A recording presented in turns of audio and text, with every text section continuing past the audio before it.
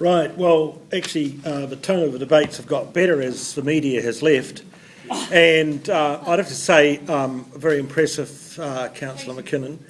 I just want to say that we did clean up Newtown with the liquor ban that the council assisted me with, but we didn't solve a problem. We just moved it to another place. And I just want to say, look, this whole issue of alcohol and drug dependence has been with us a long time.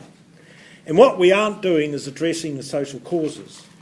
And we've had some conversation about that. What is it? That the culture, it isn't just our culture. I mean, the first thing that Noah did when he got out of the ark was plant a vineyard. And then the next thing that happened of consequence was that Lot got into trouble with his daughters. They got him drunk. I won't go into the details. We don't need to know too much. But all those who are familiar with that part of the Bible will understand what I'm talking about.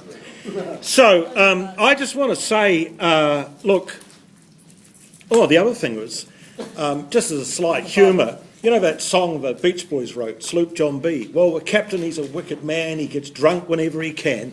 And he's really nasty to his crew. Well, look, these problems just won't go away as long as we do the ambulance at the bottom of the cliff.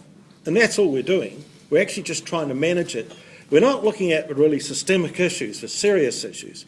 And I am so grateful that we have the medical people coming here giving us their professional opinions and so forth, but they don't really address the root causes. What is it that, okay, so guys go to the supermarket, they do something very rational. They buy grog at the cheapest price.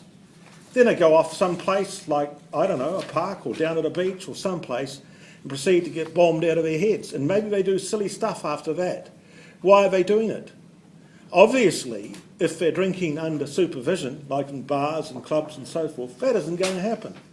So it gets pretty much narrowed down. I think one of the safest places you can have a drink is actually in a bar, under supervision. But look at the price. Look at the price. And so you can't blame people for going to the supermarket and buying it as cheap as they possibly are, acting in a rational manner.